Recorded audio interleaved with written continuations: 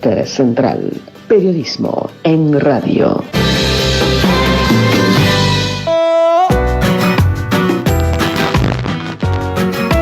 Y a las 10 de la mañana, 35 minutos, ya están aquí en los estudios de la radio, lo habíamos anticipado en el comienzo del programa. Daniel González, lo citábamos recién en la editorial de Posta Central, una de las víctimas del accionar de el médico trucho Ignacio Martín, y Yasmín, su hija. Daniel, ¿cómo le va? Buenos días. Buenos días, ¿cómo anda? Muy bien, un placer, Yasmín. Muchísimas gracias por estar. Gracias a vos, Pablo. Bueno, me imagino que agotado, Daniel, sí. De tantas horas. Ayer nunca había entrado a tribunales. No, es la primera vez que entramos y tuvimos como para tener un recuerdo grande. Sí, ¿cuántas horas estuvo ayer así? Y tuvimos alrededor de 9 horas.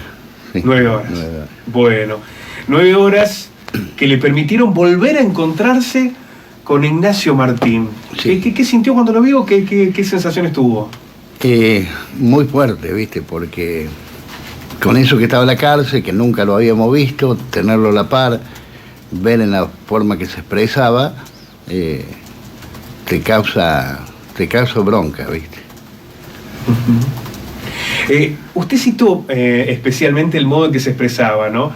Parecía alguien que hubiese estudiado mucho lo que iba a decir, que hubiera pensado tanto tiempo, que hubiese articulado cada palabra, incluso hasta está estudiando abogacía el propio Martín, ¿no? Sí, dice que tiene 7 materias aprobadas.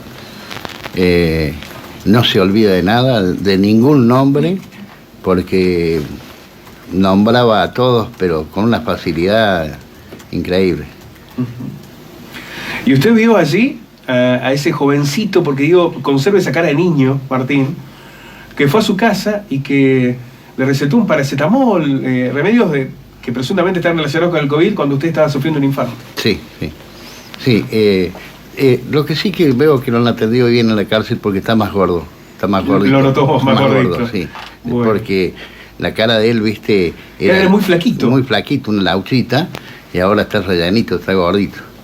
Sé que está muy bien atendido. Bueno, ¿y cómo recuerda aquel momento en que fue Martín a su casa? Sí, yo recuerdo que cuando fue, en mi habitación tuvo muy poco tiempo, él daba las órdenes a la enfermera y al enfermero que me tomaran la atención, que me pusieran, me tomaran el pulso, todo, y él estaba sentado en la punta de la mesa, se había sacado el barbijo, y bueno, después se asoma a la puerta de meditación. Él no me tocó nunca, él no me revisó nunca, fueron los enfermeros, pero bajo de sus órdenes, las órdenes de él. Y cuando apareció en la habitación me dijo, quédate tranquilo, yo te voy a hacer un seguimiento, voy a evaluar cómo seguí, y si no te tengo que internar, te interno. Pero dice, yo voy a venir todos los días, día por medio. Y bueno, después se borró. Claro, ustedes van a buscar una segunda opinión, no porque desconfiaran de Martín, sino porque desapareció. Exacto. Nosotros buscamos, pero ya pasando varios días, porque yo seguía con el paracetamol que él me había dado cada 8 horas. Y bueno, no tenía ninguna mejoría. Pasó ya y llamábamos a COE porque él no venía, viste, te ponen la música y no te atendía nadie. Y ya 10, 15 días o 20 días dimos con una doctora que pidió el número de documento mío y me dijo, no, usted, dice, COVID no tuvo nunca. Porque, imagínate, entraron a mi habitación mi señora, mis hijos, mi nieto, y yo los mandaba. Se había contagiado. Claro, yo los mandaba que se hicieran el hisopado. Y a todos les daba negativo. Todos les daba negativo, pero digo, ¿cómo? El único que tengo COVID soy yo, no puede ser, porque, viste, no se conocía bien cómo era. ¿Te acordás que unos decían? Sí, claro. Con el contacto estrecho, con esto, con el otro. Y venían de allá, pero digo, llegué al momento que dudaba que me estaban mintiendo, porque digo, ¿cómo no se van a pegar? Claro. El COVID era tan contagioso, y bueno, después ya nos empezamos a hacer una cosa, otra, para ir descartando, y un médico me dice, hacete una ecodople para ir descartando qué tenía. Bueno, ahí en la ecodople salta que tengo el 33% del corazón trabajando. ¿El 33%? El 33%.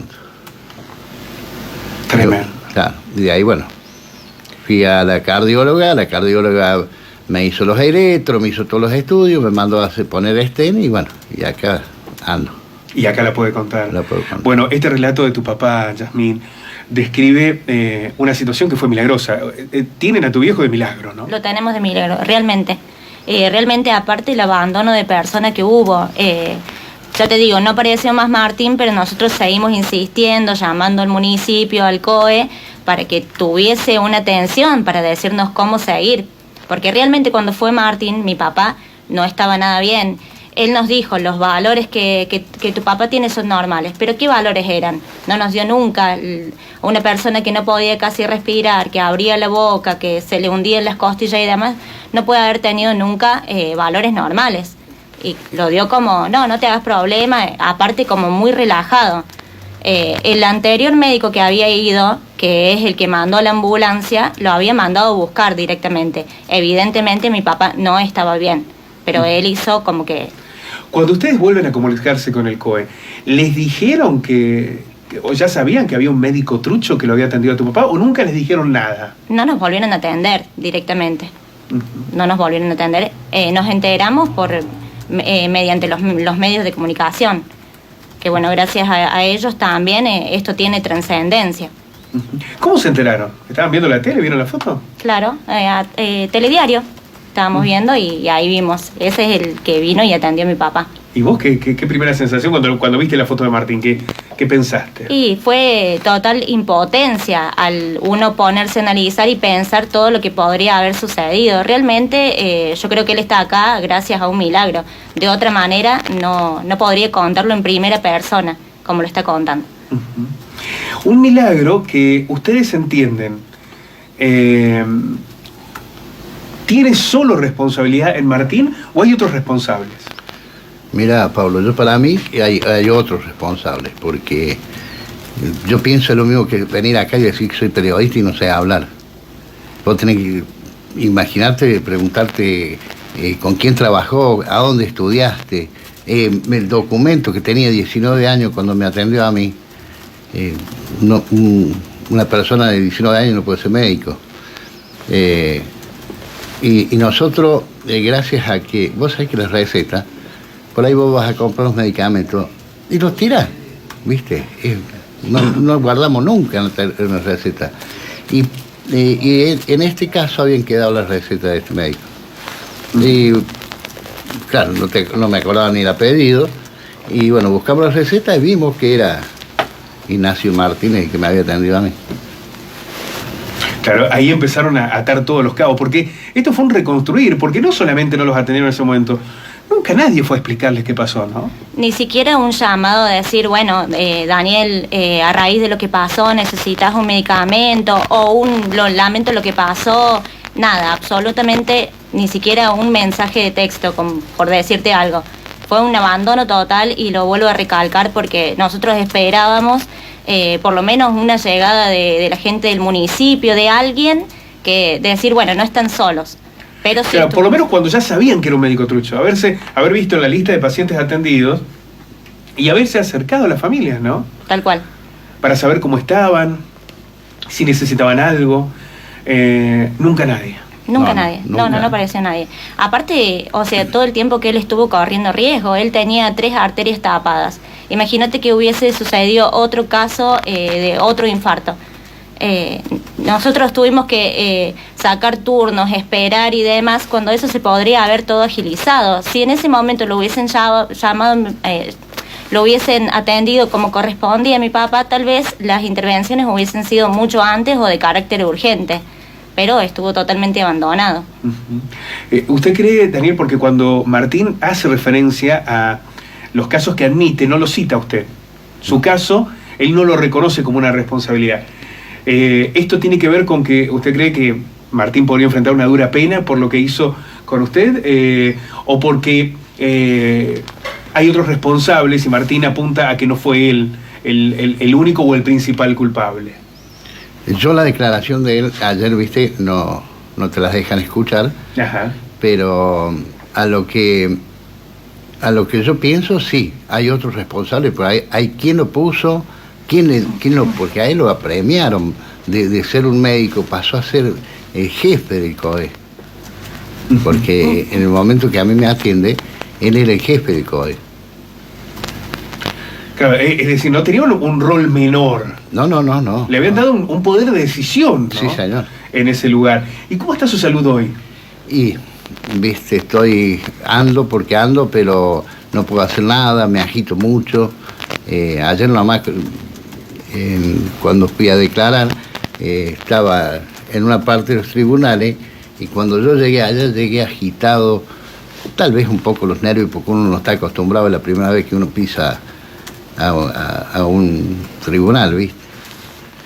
Pero me sentí agitado, que me hacían preguntas y me costaba contestarlas por la falta de aire. Por la falta de aire. Eso es algo que lo va a acompañar. Sí. Ya le han dicho los médicos. Sí. ¿Confía en que habrá justicia? Sí, vos sabés que confío mucho en la justicia. Viste, esperamos tanto tiempo, 2 años y medio, sí me parecía que esto no iba a pasar nunca. Pero yo pienso que va a haber justicia. ¿Y alcanza con que sea condenado, Martín? Sí. Sí, condenado como tiene que ser condenado, porque no te olvides que tiene 2 personas que murieron, el caso mío, los otros casos son menores, que son los que él se hace responsable porque son menores. No tiene, ya tiene 2 años y medio, porque computan desde el primer día que está preso hasta ahora. Eso le van a descontar de la pena que al final le den. En ese contexto, Yasmín, y viendo la confianza de tu papá, ¿vos también te sentís tranquila? Digo, ayer haber observado a Martín en el banquillo de los acusados, ¿te hace pensar de que puede haber al menos una respuesta del Estado, la que no tuvieron hasta ahora? Mira, lo que a mí me gustaría realmente es que pague tanto él como los que tienen que pagar, que no es solamente él, sino también desde arriba, por parte del Estado. Nosotros estuvimos abandonados, te digo porque, insisto en esto, porque yo me cansé de llamar día y noche para que, si no era Martín, cualquier persona que fuera apta y capacitada para atender a una persona que no sabíamos qué podía pasar con ella, tendría que haberse hecho presente. Y no se lo hizo.